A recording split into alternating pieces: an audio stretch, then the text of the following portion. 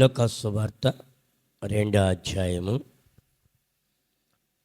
10వ వచనాన్ని చూద్దాం. అయితే ఆ దూత, భయపడకుడి, ఇదిగో ప్రజలందరికీ కలగబోవు మహా సంతోషకరమైన వర్తమానము నేడు నేను మీకు తెలియజేయుచున్నాను. దావీదు పట్టణమందు నేడు రక్షకుడు మీ కొరకు పుట్టి ఉన్నాడు. ఈయన ప్రభు అయిన క్రీస్తు. దానికి ఇదే మీ కానువాలు. ఒక శిశువు పత్తిగుడ్డలతో చుట్టబడి ఒక తొట్టిలో పండుకొనుండుట మీరు చూచెదరు వారితో చెప్పాను. వెంటనే పరలోక సైన్య సమూహము ఆ దూతతో కూడా నుండి సర్వోన్నతమైన స్థలములో దేవునికి మహిమయు, ఆయనకిష్టులైన మనుషులకు భూమి మీద సమాధానము కలుగునుగా కానీ దేవునికి స్తోత్రము చేయుచుండెను.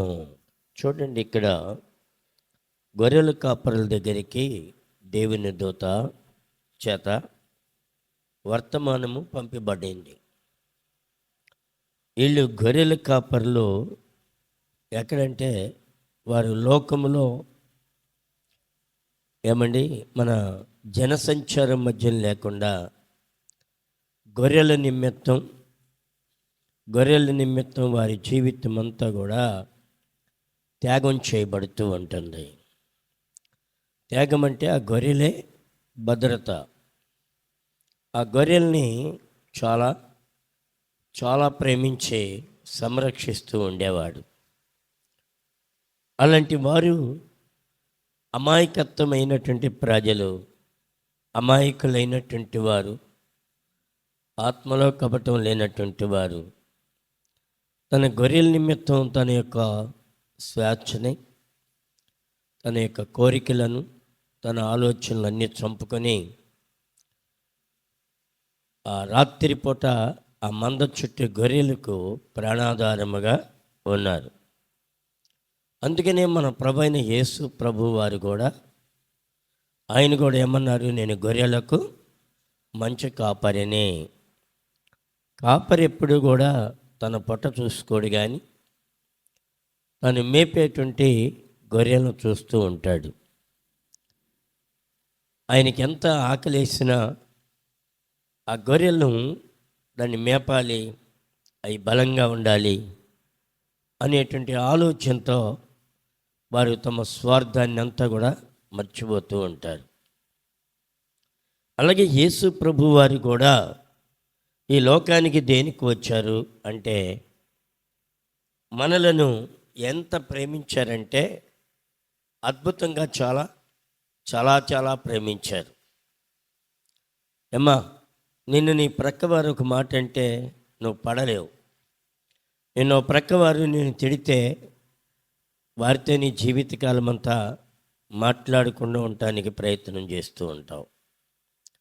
కానీ యేసు ప్రభు వారు పాపుల కొరకై ప్రాణం పెట్టి తను బాలయేసుగా ఈ లోకానికి వచ్చాడు. అనేక మంది ప్రవక్తలు ప్రవచించారు, ఇదిగో యేసు ప్రభువారు పుడతారు అని చెప్పారు. కానీ ఆ దినాల్లో ఉన్నటువంటి యూదులు నమ్మలేదు. ఈ దినాల్లో కూడా రాకడ వస్తుంది, జాగ్రత్త అని చెబుతున్నారు. వింటున్నారా? వినడం లేదు. దానికి ఎన్నో గుర్తులు ఇచ్చాడు. ఆ గుర్తులకు కూడా మనం లోబడడం లేదు. నేను మా మేనగోళ్ళకి ఉదయకాలం ఫోన్ చేసి అడిగానమ్మా, ఏంటి మీకు భూకంపం వచ్చిందట? ఏంటంటే, నిజమే మామయ్య, ఆ భూకంపంలో ఇంట్లో ఉన్న సామాన్లన్నీ కదులుతూ ఉన్నాయి. ఒక్క నిమిషం అలాగూ ఉండగా మేమందరం ఇంట్లో నుంచి పరిగెత్తుకుంటూ బయటికి వెళ్ళిపోయాం. దాదాపు 2-3 సార్లు ఒంగోలు, ప్రకాశం డిస్టిక్ మొత్తం ఆ చుట్టుపక్కల ప్రాంతాల్లో భూకంపం వచ్చింది. అలాగే మనిషి యొక్క బ్రతుకు శాశ్వతమైంది కాదు, అశాశ్వతమైంది.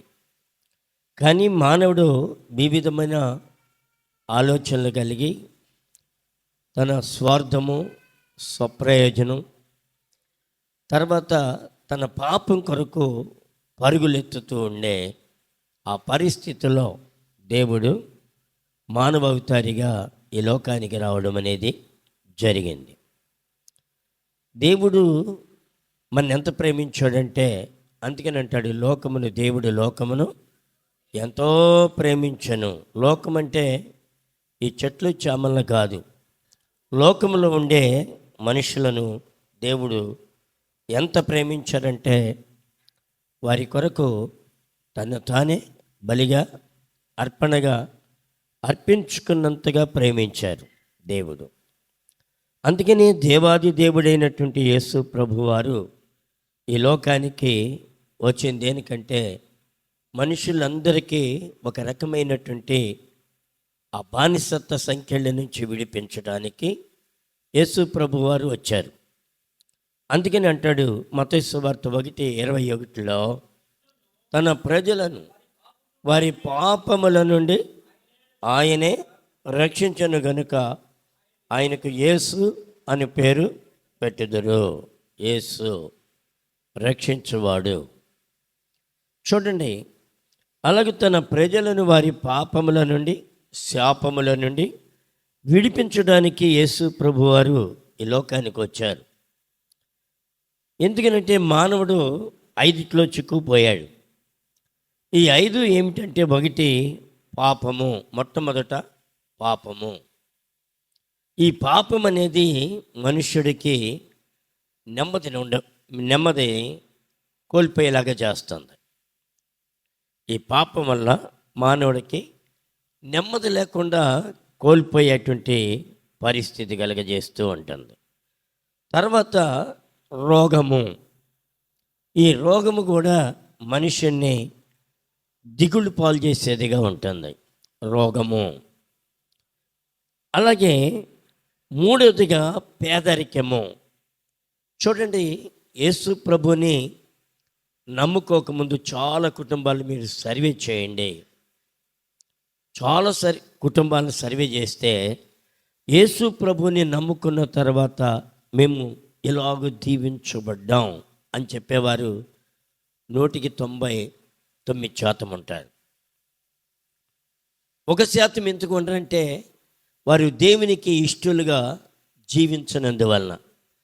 అందుకని అంటాడు లోక 2:14లో, సర్వోన్నతమైన స్థలములో దేవునికి మహిమయు ఆయనకి ఇష్టలైన వారికి భూమి మీద సమాధానము కలుగునుగాక. ఆయనకి ఇష్టలైన మనుషులకు దీవెనలు, సమాధానం ఇవన్నీ కూడా యాడవుతూ ఉంటాయి. అందుకని ఈ 99% కూడా మనుషులకి క్రీస్తు ప్రభువుని నమ్ముకున్న తర్వాత ఈ పేదరికము నుండి విడుదల.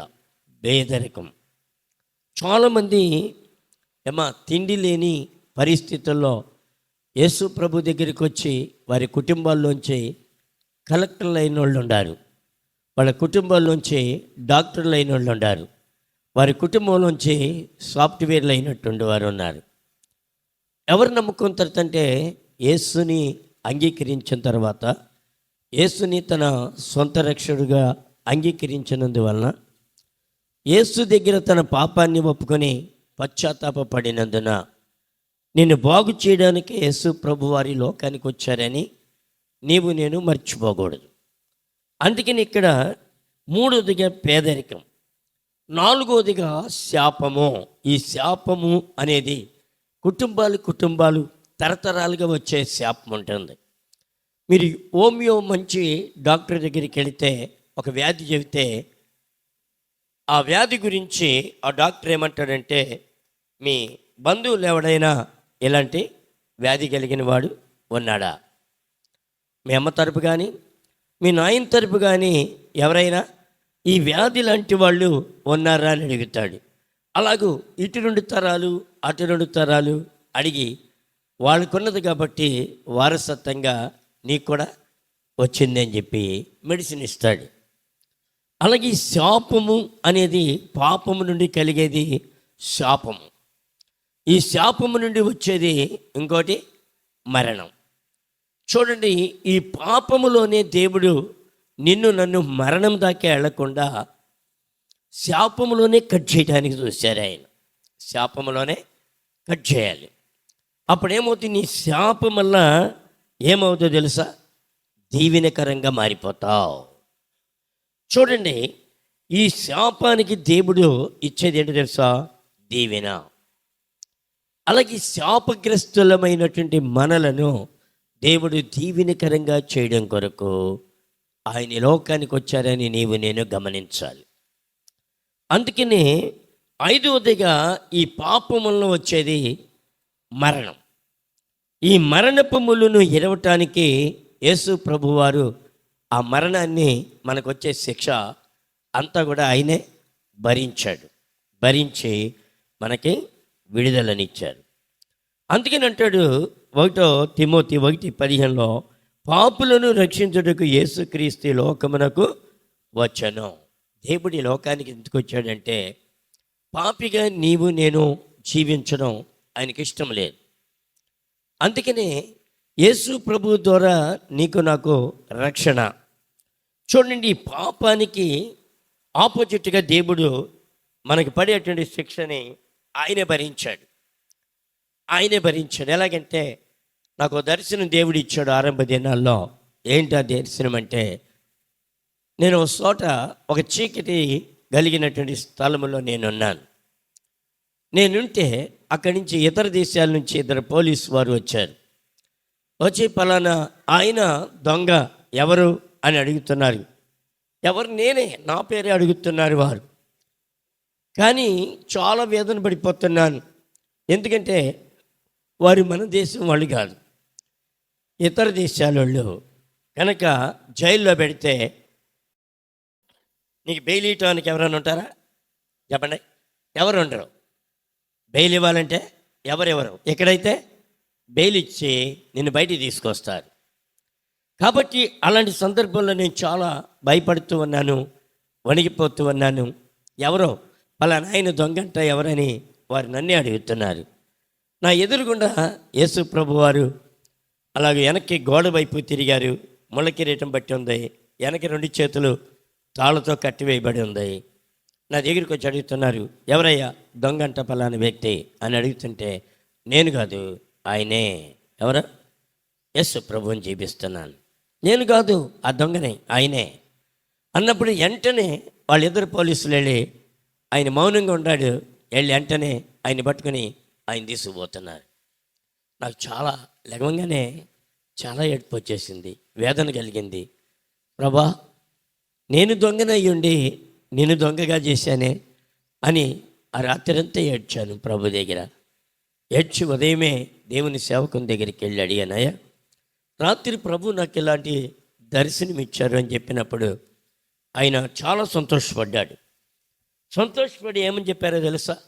అయ్యా, మన దొంగతనాన్ని, మన వ్యభిచారాన్ని, మన పాపాన్ని, మన దోషాన్ని అన్నిటినీ సిలువ మీద ఆయన భరించాడు. కాబట్టి నీ పాపమంతా, నీ దొంగతన పాపం ఎవరి మీద వేసావు? యేసు మీద వేసావు. ఆయన అంతకని అంటాడు, లోక పాపములు మోసుకొని పోవచ్చున్న దేవుని గొర్రెపిల్ల. దేవుని గొర్రెపిల్లగా ఈ లోకానికి వచ్చాడు ఆయన. చాలామందికి యేసు ప్రభు రావటం ఈ లోకానికి అర్థం కాదు.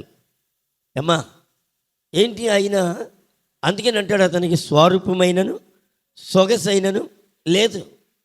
మనమందరం మన యొక్క దోషాలన్నీ ఆయన మీద పడటం బట్టి ఆయన ఎలాగైపోయాడు? వికారమైపోయాడు. ఆయన బాలయేసుగా ఎంతో సుందరమైనటువంటి దేవుడు వికారంగా అయిపోవడానికి కారణం ఏంటో తెలుసా? మనందరి పాపములు ఆయన మీద మోపబడినాయి, మన దోషములన్నీ ఆయన భరించాడు.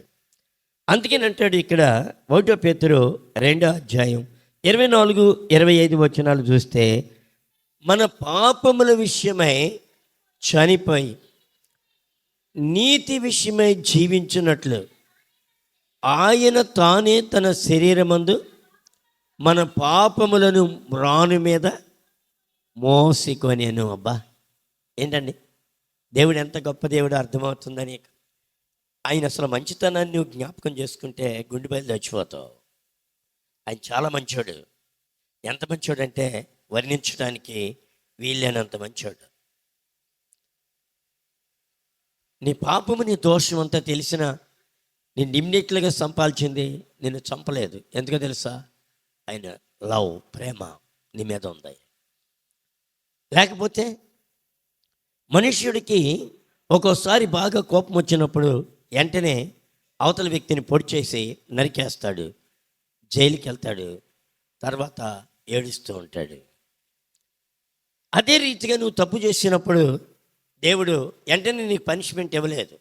ఆయన సహనాన్ని, ఓర్పుని నీ ఎడల నా ఎడల కనుపరిచాడు. ఇంకా నువ్వు మార్పు చెందుతావు, ఇంకా మారాలి అనేటువంటి ఉద్దేశంతో నీకెంతో సమయాన్ని దేవుడు ఇస్తున్నాడు, కానీ దాన్ని నీవు ఉపయోగించుకోవడం లేదు.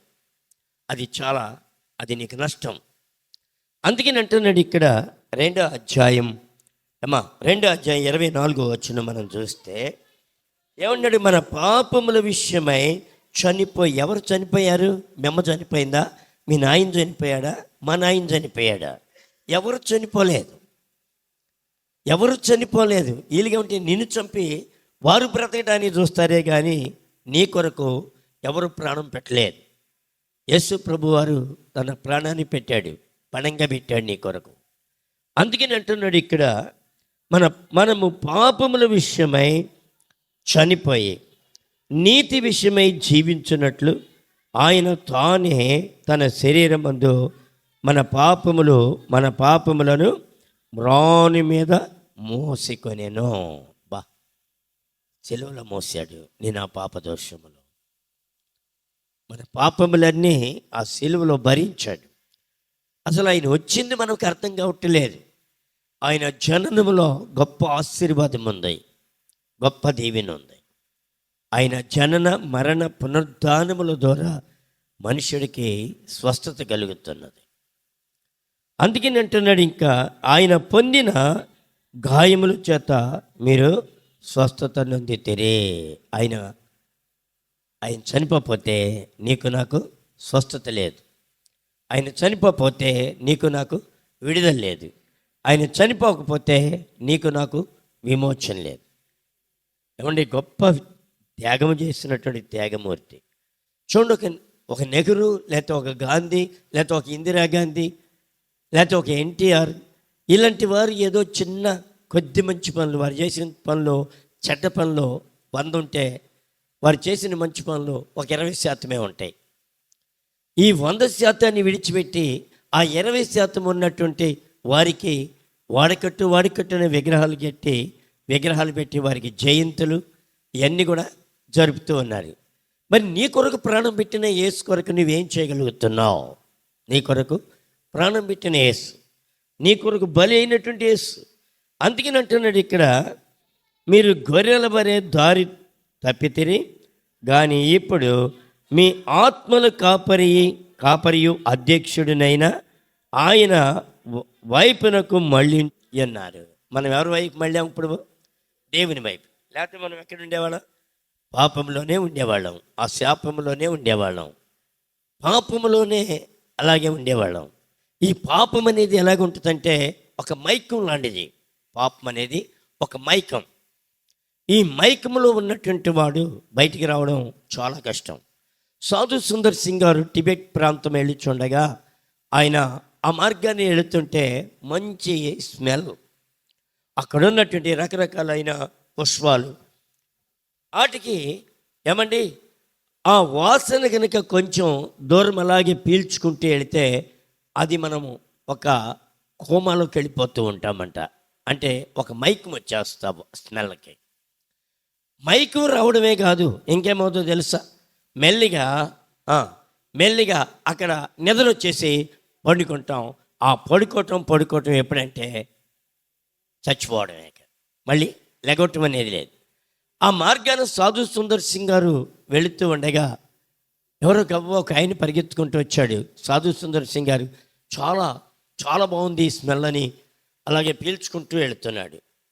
వెళుతుంటే ఎవరో ఒక అతను దూరం నుండి పరిగెత్తుకుంటూ వచ్చి అంటున్నాడు, అయ్యా మీరు ఆగండి, మీరు ఈ మార్గాన్ని ఎప్పుడు వెళ్ళినా ఇలాగూ ఒంటరిగా ఇలాగ వెళ్ళకూడదు. ఏం తీసుకుని వెళ్ళాలంటే ఇదిగో దీనికి విరుగుడు ఈ పుష్పం. ఈ పుష్పాన్ని మీరు ఆ ముక్కు దగ్గర పెట్టుకుని ఇలాగ వాసన చూసుకుంటే వెళ్ళాలే కానీ మీరు ఎప్పుడు కూడా ఈ పుష్పం లేకుండా వెళ్ళకండి అని చెప్పారు. ఎందుకంటే శాశ్వత నిద్రపోతారు అక్కడ. ఒక పాపము కూడా ఒక వ్యక్తిని శాశ్వత నిద్రకి తీసుకుని వెళ్ళద్ది. ఈ శాశ్వత నిద్రలో ఇక్కడ నీకేం అర్థం కాదు. ఇదంతా రొటీన్, మామూలే, ఎవడు పాపం చేయలేదు, అందరూ పాపం చేస్తున్న వాళ్ళే. బైబిలే చెప్పింది అందరూ పాపం చేశారని. కాబట్టి దీని గురించి పెద్ద విశేషం ఏంటి అని నువ్వు అనుకోవచ్చు.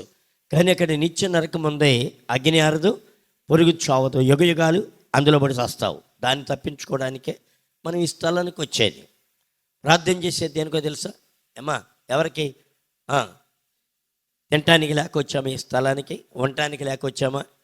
మీ ఇంటి దగ్గర ప్రతి వారికి డబుల్ కాట్ ఉందని నాకు తెలుసు. మీ ఇంటి వరకు చక్కగా ఫ్యాన్లు ఉన్నాయి, ఏసీలు ఉన్నాయి, తెలుసు, హాయిగా అక్కడ ఉండొచ్చు. కానీ ఇక్కడికి దేనికి రాబడుతున్నాం?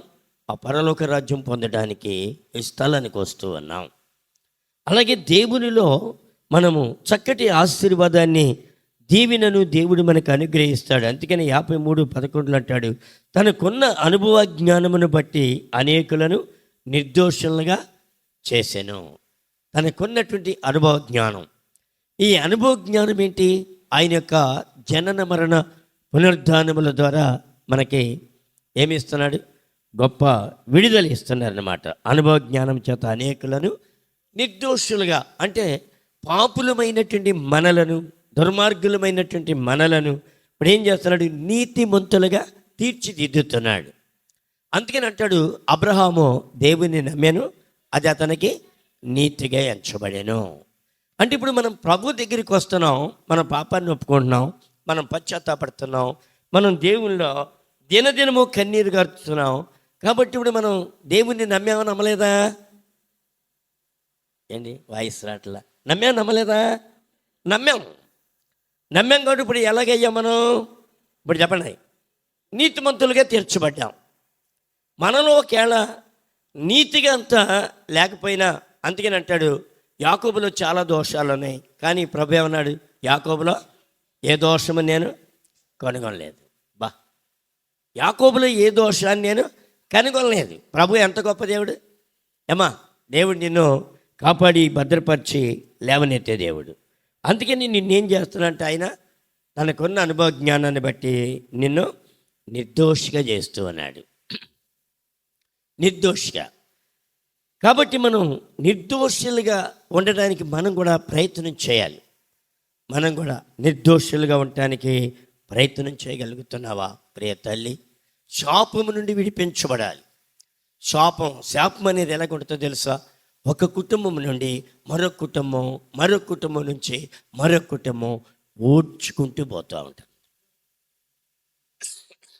ఒక కుటుంబంలో ఏ వ్యక్తులైతే ఒక శాపం అనేది వచ్చిందో ఆ శాపము కొన్ని తరాలు అలాగే పోతూ ఉంటుంది అన్నమాట. చూడండి, కొంతమంది తిక్కలోళ్ళు ఉంటారు. తిక్కలోళ్ళు ఉంటే వారి గురించి మీరు ఆలోచన చేయండి. వాళ్ళ తాత ఎవడో తిక్కలోడు ఉంటాడు, తర్వాత ఒక తరం పోయిన తర్వాత ఆ ఇంట్లో ఎవడొకడో ఇంకో తిక్కలోడు ఉంటాడు.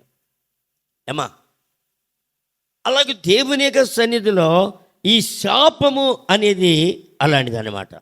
ఈ శాపము నుండి దేవుడు విడిపించడానికి వచ్చారు ఇక్కడికి. ఆయన యేసు ప్రభు వారు భూమి మీద దేనికి వచ్చారు?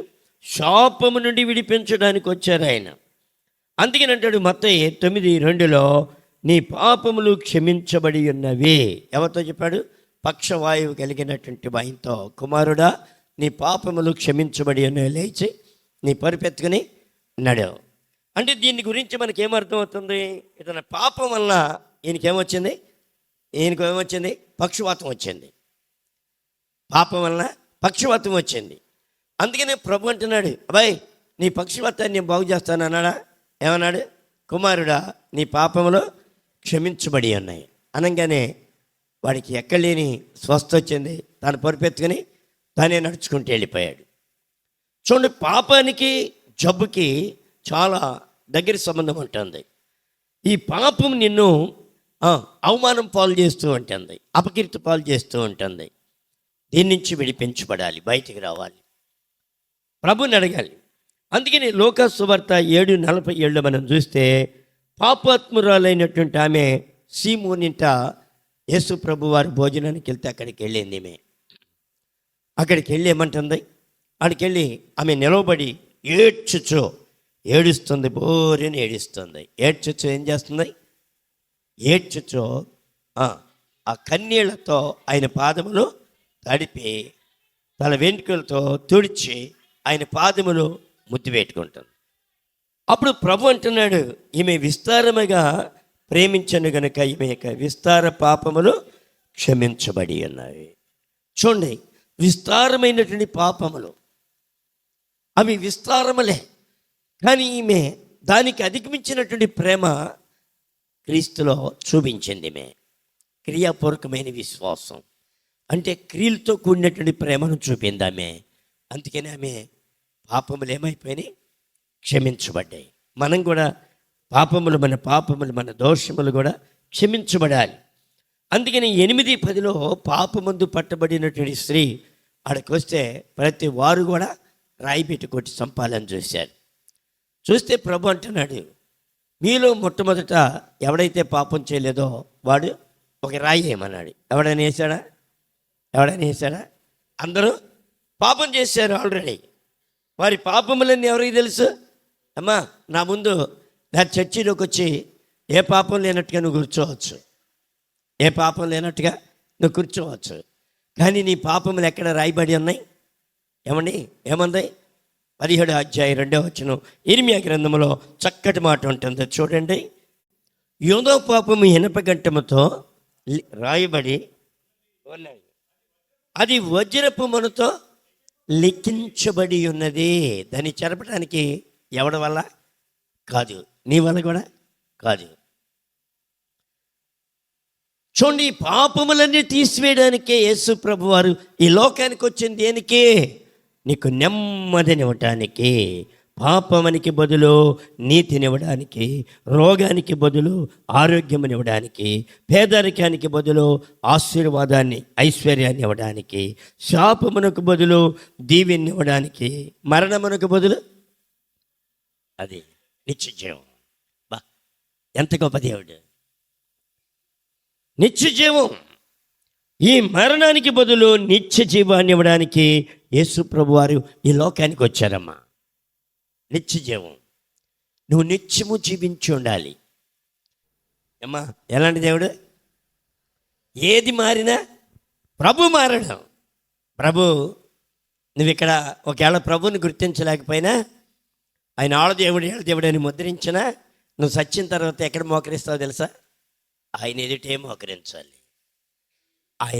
నువ్వు మోకరించాలి. నువ్వేమి యాజ్యమాడటానికి లేదు అక్కడ. అయ్యా, నేను భూలోకంలో ఎంత మగోడిగా జీవించాను లేదు. నో, ఆడికి వెళ్ళంగానే నీకు వాక్కు లేదు. ఇక ఆయనే జడ్జిమెంట్ అంతా.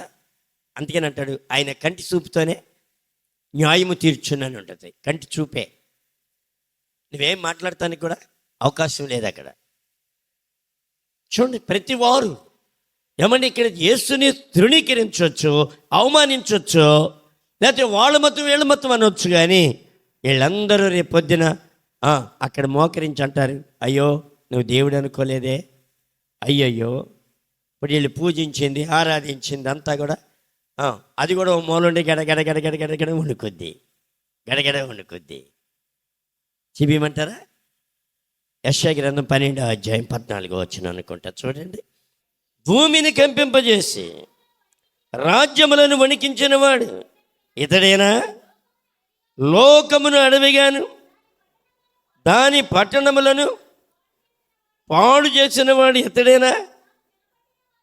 మన చెరపట్టిన వాడిని పోనీయన వాడు ఇతడేనా? చూడండి, ఏం చేస్తారండి? ఈడేనా అని అనుకుని అక్కడ ఏం చేస్తారంట? తు అని అటు మొహాన్ని వస్తారంట ఉమ్మే. ఇప్పుడు అనుకుంటాడు వీడు, నాకు ఇక తిరగలేదు, ఏదో నేను ఆరాధిస్తున్నాను, అది నన్ను రక్షించేస్తాను. అది కూడా ఒక మూల వణుకుతూ ఉంటుంది. వాళ్ళందరూ అక్కడ ఇప్పుడు నువ్వు భూమి మీద ఆరాధించే అన్నీ అక్కడ నిలబడి దేవుని ముందు గడ గడ గడ గడ వణుకుతాయి అంట. బైబిల్లో ఒకటి చెప్పగలరా? మనసు ఎక్కడ పెట్టారు? దాగోని దేవత గుళ్ళో పెట్టారు. పెట్టంగానే ఏమైపోయింది చెప్పండి? పెట్టంగానే ఉదయానికి ఇది మందసం, దీని ఎదురుగుండా విగ్రహం ఉంది. ఇదేమైపోయింది? తెల్లారిపాటికి పడిపోయింది, సాగిలి పడిపోయింది. దేనికండి? మనస్సానికి. ఆ మనస్సానికే నేను ఒకడప్పుడు ప్రార్థన చేస్తాను, ప్రభా ఆ మనస్సానికి ఎంత పవర్ ఉంటే నేను ఆరాధించే మాకు ఎంత పవర్ ఉండాలి? నీకెంత పవర్ ఉందయ్యా?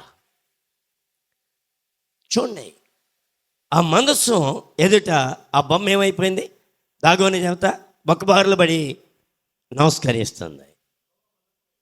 యెహోవా మనస్సు మీదట నేలను బోర్లబడి ఉండేను. చప్పట్లు కొట్టి దేవుని మహిమపడదాం. ఏంటి బాగా కొట్టలేకపోతున్నారు? మన దేవుడు అసలు పవర్ మీకు అర్థం కావట్లా అంటే చాలు మొత్తం మటాస్ అయిపోద్ది, సమానం అయిపోద్ది. అంత సర్వశక్తి కలిగిన దేవుడు మనం ఆరాధించే దేవుడు. ఏమా ఆ మందస్సు మీదురా సాగిలబడి ఉండేను. మరలా ఉదయం వచ్చేసి అరే రే మన బొమ్మ ఏంటి ఇలా పడిపోయింది, మన దేవత ఏంటి ఇలా పడిపోయిందని మళ్ళీ పడుకుని దాన్ని లేపి నిలబెట్టారు. నిలబెట్టి మళ్ళీ మర్నాడు వెళ్తే ఏముంది? అది దాగోని యొక్క తలయు 2 అరచేతులను. అమ్మా 2 అరచేతులు ఎందుకు? అందరితో పెట్టించుకుంటుందిగా,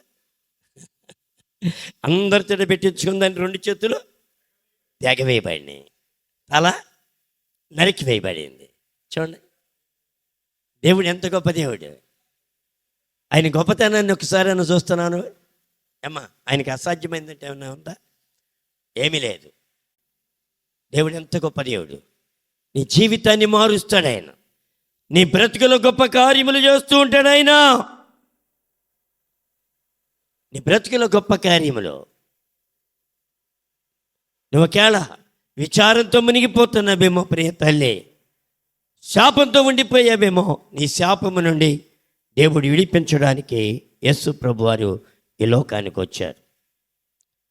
అందుకని ఇక్కడ బెతెస్దా కోనేటి దగ్గర ఉన్నటువంటి వాడు కూడా స్వస్థపడిన తర్వాత ఆ దేవాలయంలో వాడిని చూసి అంటాడు, ఇకను నీవు ఎక్కువ కీడు కలుక్కున్నట్లేక పాపం నీవు చేయకము. ప్రభు దగ్గరికి వచ్చి నువ్వు ఏమాత్రం కూడా పాపం కనుక ఏదైనా చిన్న దోషం చేసినా 2 శిక్ష నువ్వు భరించాల్సి వస్తుంది. అంతకుముందు ఒకటే.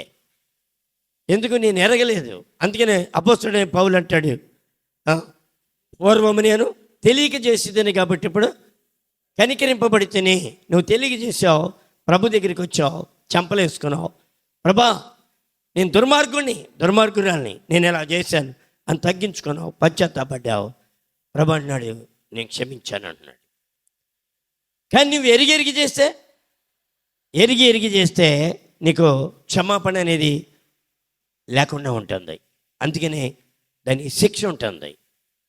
అందుకని జాగ్రత్తగా ఉండాలని దేవుని యొక్క వాక్యం నీతో నాతో మాట్లాడు. అందుకని వాడితో అన్నారు ప్రభు ఏమన్నా, నీకు ఎక్కువ కీడు కలగకున్నట్లేక పాపము చేయకము అంటే, అంతకుముందు పాపం చేశాడు, వ్యాధిగ్రస్తుడైపోయాడు, కాబట్టి నువ్వు పాపం చేయొద్దు అని చెప్పారు.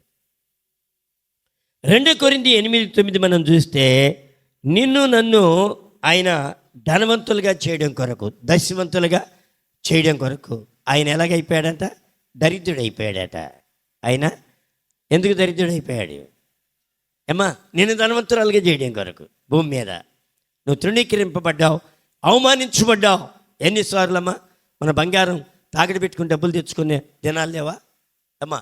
ఎన్నిసార్లు 2 రూపాయల వడ్డీకి 3 రూపాయల వడ్డీకి తెచ్చుకొని అమ్మా ఎంత కరువులో ఉన్నామో తెలుసా? ఆ కరువు నుండి దేవుడు నిన్ను విడిపించలేదా? ఎన్నిసార్లు విడిపించాడు ఆయన? ఎన్నిసార్లు నీ జీవితంలో ఎన్నిసార్లు నిరుత్సాహపడిపోయి ఉంటావు. ఆ నిరుత్సాహములో నుండి దేవుడు నిన్ను విడిపించాడో తెలుసా? మన పెళ్లి చేసిన రేపల్లో పెళ్లి చేసినటువంటి అనిల్, ఆయనకి దాదాపు 6 సంవత్సరాలు ఏమో అవుతుంది. భార్య భర్తలు విడిపోయి 6-7 ఏళ్ళు అవుద్ది. పెళ్లి చేయాలంటే ఎంత ప్రార్థన చేశామంటే, చాలా ప్రార్థన. నాకు ఒకటప్పుడు అనిపించేది, నాకు చాలాసార్లు అనిపించేది, అరే మన ప్రార్థన అంతా ఏమైపోతుంది, కుర్రోడికి పెళ్లి చేయలేకపోతున్నాం. ఎక్కడికన్నా వెళ్ళండి, ఏదో రకంగా గుడికెలంకలో చూసాం, అంతా అయిపోయింది, బట్టిపురోల మందిరం, రేపల మందిరంలో చూపించాం, అంతా అయిపోయింది. మ్యారేజ్ పెట్టుకుందాం అనే టయానికి ఎవడో పొల్లేశాడు, అయిపోయింది. చూడండి ఎంత ఎంత బాధపడ్డామో తెలుసా. ఆ కుర్రోడు ఏదైనా ఇలాగ పండగ వచ్చినప్పుడు చాలా ఏడ్చేసేవాడు. వాళ్ళ అమ్మ చెప్పి ఏడ్చేది. ఏమన్నా తెలుసా, అవరే ఇంటికి రాకుండా రోడ్డు మీద ఏం చేస్తున్నావు అంటే, ఇంటికి వచ్చి ఏం చేయాలమ్మా, నేను నాకు భార్య ఉందా, నాకు పిల్లలు ఉన్నారా, నేను ఇంటికి వచ్చి నేనేం చేయను. అందరూ కళకళ్ళాడుతూ, అందరూ కొత్త చీరలు కట్టుకొని, అందరూ ఆ పిల్లలతో కళకళ్ళాడుతుంటే నా జీవితం ఇలాగ అయిపోయిందని బోరిని ఏడ్చేసేవాడు. ఇద్దరే ఏడ్చేవారు. నేను చాలా వేదన పడ్డాను వాళ్ళ గురించి. దేవుని మహాకృపను బట్టి దేవుడు ఎంత చక్కగా చేశాడమ్మా. ఎండిపోయిన ముద్దుకి సిగిరింపజేశాడు ఆయన. నీ జీవితంలో చేయలేడా? నీ జీవితంలో అద్భుతాలు చేస్తాడు ఆయన. కానీ ఆయనకి లోబడాలి, తగ్గించుకోవాలి, పశ్చాత్తాపడాలి, సరి చేసుకునేటువంటి మనసు ఈ జీవితంలో రావాలి. ఒక యవనస్తుడు ఉన్నాడు. ఆ యవనస్తుడికి కాలు ఇరిగిపోయింది. కాలు ఇరిగిపోతే ఏదో బెడ్లో ఉన్నాడు, 3 నెలలే ఉన్నాడు. మళ్ళీ లైన్ అయింది. మళ్ళీ వెళుతూ ఉండగా ప్రతి సంవత్సరానికి ఒకసారి కాలు ఇరిగిపోతుంది. అదే కాలు ఇరిగిపోతుంది. ఏం చేయాలో అర్థం కావట్లేదు. దాదాపు 5 సార్లు మెరిగింది. ఇరిగినప్పుడు ఈ కుర్రాడు చాలా వేదన పడిపోతూ అన్నాడు. ఓ పాస్టర్ గారి దగ్గరికి వెళ్ళాడు. వెళ్ళమ్మా, నా కాలు ప్రతి సంవత్సరం ఫ్రాక్చర్ అయిపోతుంది, పడిపోతున్నాను, ఇరిగిపోతుంది, నాకేం అర్థం కావటం లేదు అని అడిగాడు. ఈమె కూడా చాలా వేదన పడి ప్రార్థన చేస్తూ సరేనయ్యా చేద్దాం, ప్రార్థన చేసి కనిపెడదామా అని మరలా 2వ సారి వెళ్ళి అడిగాడు. ఆమె అంది, అయ్యా ఎవరినైనా నువ్వు దుఃఖపరిచావా అని అడిగింది. ఏమంది? ఎవరినైనా దుఃఖపరిచావా? చూడండి, మన జీవితంలో ఆ దుఃఖం మనకి శాపంగా మారిపోద్ది. కొన్నిసార్లు, ఎన్నోసార్లు ఎంతమంది తిడతారు మనల్ని. బైక్ మీద వెళ్ళినప్పుడు మనం గర్వంతో నడిచినప్పుడు చాలామంది తిడతారు, వరే వీడు ఎప్పుడు చేస్తాడరా. అది కూడా మన శాపంగానే మారిపోద్ది. అక్కడ నీళ్ళు ఉన్నాయి, తెల్లబట్టలు వేసుకుని ఒకడు ఉన్నాడు. ఆ నీళ్ళలో కారుగో బైకో దన్మని మనం స్పీడ్గా పనిచ్చినప్పుడు వాటర్ ఏమవుద్ది, వాళ్ళ మీద చింది నీళ్ళు వల్ల పడిపోద్ది. అప్పుడు వాడు ఎంత నొచ్చుకుంటాడో హృదయంలో ఆలోచన చేశారా? అది కూడా శాపంగా మారిపోద్ది మనకి. ఈ కుర్రోడిని అడిగింది, ఏమన్నా ఎవరికైనా దుఃఖపరిచావంటే ఆయన కొంచెం ఆలోచనలో పడి అంటున్నాడు, అమ్మా నేను ఒక ఆమెని చాలా దుఃఖపరిచాను అన్నాడు. ఏంటయ్యా దుఃఖం ఏంటి అంటే ఆయన చెప్పసాగాడు. ఏమన్నా తెలుసా, అమ్మ నేను చాలా ఆపదలో అవసరంలో ఉన్నప్పుడు, నేను చాలా కుమిలిపోతూ ఉన్నప్పుడు, నేను డబ్బులు ఎక్కడ అని చెప్పి వేదన పడుతూ ఉన్నప్పుడు ఓ సహోదరి దగ్గర వేదన పడితే ఆ సహోదరి విధవరాలు ఆమె అంది, అయ్యా నా కుమార్తెకి వివాహానికైనా దాచుకున్నాను ఈ డబ్బులు, ఆ వివాహం టయానికి ఇచ్చేసి తీసుకుని వాడుకు అయ్యాని ఇచ్చింది మంచి మనసుతో. ఏం తీసుకున్నాడు, వాడేసుకున్నాడు. ఆమె కుమార్తె వివాహం వచ్చింది, అడుగుతుంది ఆమె, అమ్మ అయ్యా నాకు ఆ ద్రవ్యం ఇవ్వండి, మా అమ్మాయి వివాహం చేసుకోవాలంటే ఈయన అంటున్నాడు, నా దగ్గర ఇప్పుడు లేవు అని. ఇంకేమన్నాడు, నీ చాతేం చోటు చెప్పుకోమంటున్నాడు. అంటే ఆమెకి దిక్కు లేనటువంటి ఆమె విధవరాలు. 1, 2 దిక్కు లేనటువంటి ఆమె ఆ పైసా కూడబెట్టుకుని తన కుమార్తెకి వివాహం చేసుకోవడానికి చూస్తుంటే ఈ కుర్రోడు ఇలాగ మాట్లాడితే ఆమె బోరిని ఏడుస్తుంది. ఎవరు చూశారు? దేవుడు చూసి అది శాపంగా మార్చాడు. ఈ కుర్రాడికి శాపంగా మార్చడమే కాదు, ఏమని ప్రదాగా కాలు ఇరిగిపోతూ ఉంటుంది. అర్థం కావట్లేదు. ఈ పాస్టర్ గారు ఇదంతా అయిన తర్వాత అప్పుడు చెప్పింది, అయ్యా ఆమె నిన్ను శాపం పెట్టింది, లేకపోతే దేవుడే ఆమె పక్షమున యాజ్యమాడాడు. నువ్వు వెళ్ళి ఆమెతో సమాధానపడు, డబ్బులు తిరిగి ఇచ్చేసాయి, ప్రభు నిన్ను కాపాడుతాడని చెప్పారు. అప్పుడు వెళ్ళిపోయి ఆమె దగ్గరికి వెళ్ళి ఏడవటం మొదలుపెట్టాడు. ఏడ్చంటున్నాడు, అమ్మా సారీ, ఏమనుకోవద్దు, నీకు దిక్కులేదా, నీకు ఎగ్గొట్టినా నువ్వు నన్ను ఏమీ చేయలేవనేటువంటి ఆ నిర్ణయానికి వచ్చి నీకు ఎగ్గొట్టేశాను, దయచేసి నన్ను క్షమించమని ఆ డబ్బులు ఇచ్చేసి ఆమె కాళ్ళు పట్టుకుని క్షమాపణ అడిగాడు. ఎన్నడూ కాలు ఎరగలేదు. చెప్పండి కూడా దేవుని మైంపరుద్దామా? దేవుడి నీ జీవితంలో సరి చేయబడినటువంటి భక్తి ఉందా? సరి చేయబడతలేదు. మనం ఏదో ఎప్పుడో చేశాను కదా, ఇప్పుడు నా దగ్గర ఏముంది? నేను ఎప్పుడో పలానోళ్ళ దగ్గర దొంగతనం చేశాను, ఎప్పుడో నేను అన్యాయం చేశాను, ఎప్పుడో నేను పలానోళ్ళు దొంగిలించాను, ఇప్పుడు ఇచ్చేదేంటి? కానీ దేవుడు నిన్ను లెక్క అడుగుతాడు. అదే నీకు శాపంగా మారిపోతుంది. ప్రియ తల్లి, దాన్ని సరి చేసుకోవడం నేర్చుకుంటే అదే నీకు నూతన క్రిస్మస్. నీ జీవితంలో యేసు నీ హృదయంలో కూడా రావటమే కాదు, నిన్ను తన దరిద్రం చేత నిన్ను దశమంతురాలుగా చేయడానికి యేసు ప్రభువారు ఈ లోకానికి వచ్చారు. అందుకని అంటున్నాడు ఇక్కడ, ఏమంటున్నాడు? నిన్ను ధనవంతురాలుగా చేయడం కొరకు ఆయన దరిద్రుడాయను. రోమా 8:16-17 అంటే దరిద్రులమైన మనలను దేవునితో వారసులుగా చేశాడు. వారసులు అంటే ఏమా, పిల్లలు, ఒక అతనికి పిల్లలు లేరు, పిల్లలు లేకపోతే బాగా కోటేశ్వరుడు, ఏమండి, ఎందుకు పనికిరానటువంటి వ్యక్తి, కాళ్ళకి చెప్పులు లేనటువంటి వ్యక్తి, సరైన బట్టలు లేనటువంటి వ్యక్తి, ఆ వ్యక్తిని ఆమె తీసుకుని దత్తత చేసుకుంది.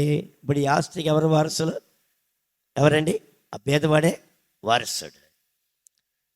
అలా కాకుండా ఏమా మోదీ వెళ్తున్నాడు, మోదీకి పిల్లలు ఉన్నారా? లేరు. భార్య ఉంది కానీ దగ్గర లేదు. మోదీకి పిల్లలు లేరని చెప్పి ఆ బట్టిప్రోలు వచ్చి, ఎవరో నువ్వు కనపడ్డావు, గబక్కని మై డాటర్ లేదా మై సన్ అని చెప్పి గవ్వ కారు ఎక్కించుకొని ఈయన నా కుమారుడిగా చేసుకుంటున్నాను లేదా నా కుమార్తెగా చేసుకుంటున్నాను అని అన్నారు. నీకు ఎలాగుంటుంది? చాలా హ్యాపీ, సంతోషం. అమ్మో, ఎవరు కుమారుడినా? ఎవరు కుమారుడు? ఏంటో తల ముఖం వేసుకొని చూస్తారమ్మా మీరు. చక్రాలు తిన్నారు ఇంటికాడ బాగా, గారెలు, బూరెలు, అరిసెలు. ఇంటికి వెళ్ళిన తర్వాత పీకుదురు. కానీ ఇక్కడ చెప్పండి, చూడండి ఈయన ఏమంటున్నాడు. ఏమండి, ఒక ప్రధానమంత్రిని my daddy my Modi, my daddy my Modi అని ఈ కుర్రోడికి ఎలాగ ఉంటుంది? చాలా అద్భుతంగా ఉంటుంది. మరి భూమి ఆకాశం సృజించినటువంటి యేసు ప్రభు వారే నిన్ను దత్తత చేసుకున్నాడు. ఆయనే నిన్ను దత్తత తీసుకుని ఏమంటున్నాడు? మై సన్, మై డాటర్, మీరు నా ప్రియమైన కుమార్తె, నా ప్రియమైన కుమారుడు ప్రభు మాట్లాడుతూ అన్నాడు. ఎంతకన్నా నీకు ఇంకా గొప్ప భాగ్యం కావాలా? ఏమా, దాన్ని నోసుకోవాలి. దేవుడు అంటున్నాడు, దేవుని బిడ్డగా ఉండటానికి నీకు అర్హత లేదా? కోల్పోతున్నావా? చిన్న చిన్న బలహీనతలు నీలో సరి చేసుకోలేకపోతున్నావా? అందుకనే దేవుళ్ళను సరి చేసుకున్నట్లయితే నీకు గొప్ప భాగ్యాన్ని దేవుడు అనుగ్రహిస్తాడు. దేవుడైన చూచుచున్న దేవుడు నిన్ను నన్ను ఇంకేం చేశాడో తెలుసా? ఫిలిప్పీయులకు రాసిన పత్రిక 4:19 దయచేసి సహాయం చేయండి. చూడండి, ఇక్కడ ఏమన్నాడు? కాగా దేవుడు తన ఐశ్వర్యము చొప్పున క్రీస్తు యేసునందు మహిమలో మీ ప్రతి అవసరమును తీర్చును. ఆయన ఐశ్వర్యములో నుండి మనం తెచ్చుకుంటున్నాం. అర్థమవుతుందా? అమ్మా, మన దేవుడైన భేదవాడా? చెప్పండి, మన దేవుడైన భేదవాడా? చాలా చాలా భూమి, ఆకాశం, పరలోక రాజ్యం, నరకము అన్నీ ఆయన సృష్టిలో ఉన్నాయి. కానీ నువ్వు సరైన రీతిలో జీవిస్తే దేవుడి నిన్ను ఎంత హెచ్చిస్తాడో తెలుసా? తన ఐశ్వర్యములో నిన్ను ఐశ్వర్యవంతురాలుగా, ఐశ్వర్యంతులుగా చేయనుగాక. అదే అమ్మా, దేవుని సన్నిధిలో ఎంత గొప్ప ఏమని ఐశ్వర్యాన్ని దేవుడు ఇస్తాడు. ఆయన దేవుని ఐశ్వర్యంలో మన ప్రతి అవసరతని ఆయన తీర్చును. నాకేం కావాలన్నా, ఎప్పుడన్నా మీ దగ్గరికి వచ్చామా నాకు ప్యాంట్ షర్ట్ లేదు కొనండి అని చెప్పానా? ఉంటే ఎత్తని చెయ్యి చూస్తాను. ఏమని మీరు నన్ను ప్యాంటు షర్ట్ అడిగారని? అమ్మ, 1000 రూపాయలు నాకు కావాలని ఎప్పుడైనా ఇక్కడ సంఘం స్థాపించిన కానించి ఇప్పుడు వరకు దేవుని మందిరానికి కాకుండా నా సొంత అవసరానికి మీరు ఇవ్వండి అని అడిగితే ఎవరైనా చెప్పండి, లేచి నిలబడి చెప్పండి, బహిర్గతంగా చెప్పండి, ఏం పర్వాలేదు. నేను సిగ్గు లజ్జ అనేది ఎప్పుడో విడిచిపెట్టేశాను. ఎప్పుడు నేను ఎక్కడికి వెళ్ళి అడుగుతాను? మై ఫాదర్, నా తండ్రి ప్రభు, ఆయన దగ్గరికి వెళ్ళి అడుగుతాను. ప్రభా, నాకు ఎంత అమౌంట్ కావాలి, నేను ఏది కొనాలన్నా, లక్షల్లో కొనాలన్నా ప్రభుని అడుగుతాను. ప్రభా, నాకు పలానా ఐటెం కొనాలి, నీ సేవ కొరకు నాకు కావాలి. ఏంటి తెలుసా? ప్రభుని అడిగేది నేను. నా ప్రతి అవసరతని ప్రభు తీరుస్తాడు. ప్రభు నా ప్రతి అవసరతని. అందుకని అంటున్నాడు ఇక్కడ, దేవుని ఐశ్వర్యములో మన ప్రతి అవసరతని ఆయన తీర్చును. ఇంకేమిచ్చాడు? 9 యెషయా గ్రంథం 9వ అధ్యాయం 2-3 వచనాలు దయచేసి సహాయం చేయండి. చూడండి, ఇప్పుడు ఏమన్నాడు? చీకటిలో నడుచు జనులు గొప్ప వెలుగును చూచుచున్నారు. గొర్రెల కాపరులు చూశారు. మనం చీకట్లో ఉన్నాం, పాపములో ఉన్నాం, రోతకరమైన జీవితంలో ఉన్నాం. దానిలో నుండి దేవుడు మనల్ని పైకి లేపాడు. అందుకని అన్నాడు, చీకటిలో నడుచు జనులు గొప్ప వెలుగు చూచుచున్నారు. మరణచోయలో గల దేశ నివాసుల మీద వెలుగు ప్రకాశించును. అబ్బా, దేవుడు ఎలాంటి గొప్ప దేవుడు నీకు. 3వ వచనం అంటాడు, నీవు జనమును విస్తరింపజేయుదు. ఎవరమ్మా విస్తరింపజేసేది? నువ్వా? చెప్పండి, ఎవరు? దేవుడు. దేవుడు జన్మని ఏం చేస్తా అంట? విస్తరింపజేస్తా అంట. బైబిల్ ఎవరిని చేశాడు విస్తరించాడు? ఇశ్రాయేల్ ప్రజల్ని విస్తరించాడు. ఇంకా ఎబ్రీ స్త్రీలు ఇశ్రాయేలే కదంట వాళ్ళు కూడా. ఎవరు? అన్యులో వాళ్ళ వంశావళి వృద్ధి చేశాడు. ఎవరాళ్ళు? మంత్రసాలను ఏం చేశాడు? వంశావళిని దేవుని పక్షంగా నిలిచినందుకు ఏం చేశాడు? వర్ధల చేశాడు, దీవించాడు. అలాగే దేవుడు అందుకని అన్నాడు, నీవు జనమును విస్తరింపజేయదు, వారి సంతోషమును వృద్ధిపరచుచున్నావు. అమ్మా, నీ సంతోషాన్ని వృద్ధిపరిచేది ఎవరు? ఎవరు వృద్ధిపరిచేది? దేవుడే. ఎప్పుడు నీ ముఖం ఎలాగ ఉండాలి? సంతోషంగానే ఉండాలి, ఆనందంగానే ఉండాలి. విచారంతో ఉంటే అపవాది దగ్గరికి వచ్చి అంటుతాయి, ఇంకా ఏయ్యో చెబుతూ ఉంటుంది. మా జంగాలపల్లి శ్రీని అంటాడు, నేను ప్రార్థనలో కూర్చున్నానన్న, ప్రార్థనలో కూర్చోగానే సాతాను వచ్చి పక్కన కూర్చొని అడతంట, వాడికి ఎంత ఇవ్వాలి, ఈడికి ఎంత ఇవ్వాలి, ఈడికి ఎంత ఇవ్వాలి, ఆడికి ఎంత ఇవ్వాలి, నువ్వేంట్రా ప్రార్థన చేసేది లే అంటదంట. చూడండి, కాబట్టి దేవుని యొక్క సన్నిధిలో ఆయన సంతోషాన్ని కూడా మనకు అనుగ్రహిస్తా అంట. ఏంటి? ఒకటి ఏంటంట, చీకటిలో నుండి వెలుగులోనికి రప్పిస్తున్నాడు. 2 విస్తరించజేస్తున్నాడు. 3 సంతోషం ఇస్తున్నాడు. 4 అభివృద్ధి చేస్తున్నాడు. 5 క్షేమము కలుగజేస్తున్నాడు. ఇవన్నీ మన జీవితంలో దేవుడు మనకిస్తున్నాడు. అమ్మా, దేవుడు మనకిస్తున్నాడు ఇవన్నీ. ఇంకేమంటాడు?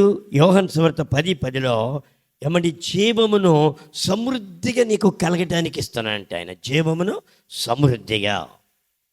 ఈ సమృద్ధి అయినటువంటి జీవం దేవుడు యేసు ప్రభు వారి లోకానికి వచ్చింది నీకు నాకు ఎన్నో మేలు చేయడానికి వచ్చారు. ఆయన ఎన్నో మేళ్ళు. ఆయన చేసే మేల్లో కంటికి కనబడవు, చెవికి వినబడవు, హృదయకి వచ్చడానికి అర్థం కావు. ఆయన చేసేది ఎలా కూడా తెలుసా? ఏమీ లేనట్టే ఉంటుంది, ఏమీ లేనట్టే ఉంటుంది, దీవించబడద్ది. ఎంత గొప్ప ఆశీర్వాదమో తెలుసా ఆయన ఇచ్చేది. అందుకని ఆ మేలులు మనం పొందాలి, ఆ మేలులు మనం అనుభవించాలి, దేవుని మహిమపరచాలి. చూడండి, 1 దేవుణ్ణి మహిమపరచాలి, 2 దేవునికి ఇష్టలుగా జీవించాలి, 3 ప్రభుని ప్రకటించాలి, 4 అంతరంగ శుద్ధి కలిగి ఉండాలి, 5 సమర్పణ కలిగి ఉండాలి. ఈ మన జీవితంలో ఉన్నాయా? జ్ఞానులు సమర్పణ కలిగి ఉన్నారు. బోళము, బంగారము, వెండి ఇవన్నీ కూడా దేవునికి అర్పించినప్పుడు ఆ బంగారాన్ని అర్పించారు. ఈ బంగారం దేనికి ఉపయోగపడిందో తెలుసా? యేసు ప్రభు బాలయేసుగా ఉన్నప్పుడు ఆడికి వెళ్ళి సాగిలిపడి వారి పెట్టెలిప్పి ఏమిచ్చారు? బంగారము, సాంబ్రాణి, బోళం 3 ఇచ్చారు. ఈ బంగారం దేనికో తెలుసా అమ్మా? వారి నిరుపేదలైన కుటుంబం, ఆ కుటుంబం నిరుపేదలైనటువంటి కుటుంబం. యోసేపు, మరియలు వాళ్ళ వృత్తి ఏంటి? వాళ్ళ వృత్తి వడ్రంగం పని చేయటం, కార్పెంటర్. ఆ వృత్తి ఏమా ఆ వృత్తి చేయటంలో యోసేపు ఎందుకు మరియని ఆ యేసు ప్రభుని ఏమని అక్కడ కాదని ఇక్కడ కాదని అక్కడ తిప్పడమే సరిపోతుంది. వారి చేతిలో డబ్బు లేదు. ఇప్పుడు ఏం ఉపయోగపడింది? బంగారం ఉపయోగపడింది. చూడండి ఎంత గొప్ప త్యాగం చేశారు వాళ్ళు. బంగారము దేవుని మహిమపరిచారు, గొర్రెల కాపరిలో దేవుని మహిమపరిచారు, దేవుణ్ణి స్తుతించారు, దేవుణ్ణి ఆరాధించారు. అలాగే మనం కూడా దేవుణ్ణి ఆరాధించాలి. 2, దేవునికి ఇష్టలుగా జీవించాలి. తర్వాత ప్రకటించాలి క్రీస్తు ప్రభు వారిని. ప్రకటించగలుగుతున్నావా అమ్మా? యేసు ప్రభు గొప్పతనాన్ని గురించి చెప్పగలుగుతున్నావా? అసలు నీకు అర్థమైతేనే ఆ గొప్పతనం ఇంకోళ్ళ చెప్పటానికి. నీకు అర్థం కానప్పుడు ఇంకోళ్ళకి చెప్పలేవు. ఆ గొప్పతనం నీకు అర్థమైనప్పుడు నువ్వు ఇంకోళ్ళకి దాన్ని ప్రకటించే వ్యక్తిగా మారిపోతావు. అందుకని అన్నాడు ప్రభుని ప్రకటించాలి. గొర్రెల కాపురులు ప్రకటించుకుంటూ వెళ్ళిపోయారు. అంతరంగ శుద్ధి సత్క్రియల చేత అంతరంగ శుద్ధి కలుగుతూ ఉంటుంది. సమర్పణ, అర్పణ అంటే దేవునికి అర్పించేదిగా ఉంటుంది. అర్పణ. అందుకని వారి పెట్టెలిప్పి బంగారముతో యేసు ప్రభుని ఇచ్చినప్పుడు దాంతో వారు పోషించబడ్డారు. సాంబ్రాణి దేని గుర్తుగా అంటే స్తుతి ఆరాధనకు సాదృశ్యంగా ఉంది. నీవు నేను స్తుతి ఆరాధన చేయాలి. దేవుణ్ణి ఎల్లప్పుడూ స్తుతించాలి. ప్రార్థన చేయకపోయినా పర్వాలేదు, కానీ దేవుణ్ణి నీ లోపల స్తుతించువారు వర్తిల్లుదరు. మా గురువు గారు ఎప్పుడు కూడా మోకరించి మోకాళ్ళ మీద ఉండి ఏమన్నాడు తెలుసా? తుతిస్తున్నావు ప్రభువానికి స్తుతులు. ఇదే ఎల్లప్పుడూ స్థుతితో నిండిపోయేది ఆయన ప్రార్థన. తెలుసా? నీ జీవితంలో నీకు కూడా స్థుతితో నింపబడాలి. నీ ప్రార్థన అంతా కూడా ఆరాధనతో నింపబడాలి. బోళము దేనికంటే మరణమును గెలిచిన వానికి సాదృశ్యంగా ఉంది బోళము. కాబట్టి బంగారము, సాంబ్రాణి, బోళం వారు అర్పించారు. చివరిగా నేను చెప్పేది, నీ శత్రువులతో సమాధాన పడటం. శత్రువులతో సమాధాన పడగలుగుతున్నావా? శత్రువులతో మన మీద ఎంతోమంది శత్రుత్వం చూపుతూ ఉంటారు. శత్రువులతో నేను సమాధాన పడేటువంటి మనస్సు నీకు నాకు కావాలి. కాబట్టి ఇవన్నీ మనం కలిగి ఉన్నప్పుడు దేవుని యొక్క గొప్పతనాన్ని మనం చూడగలుగుతాం. ఈ మాటలు తన వినికిడిలో ప్రభు దీవించునుగాక. ప్రార్థన చేసుకుందాం. తల్ల వంచండి.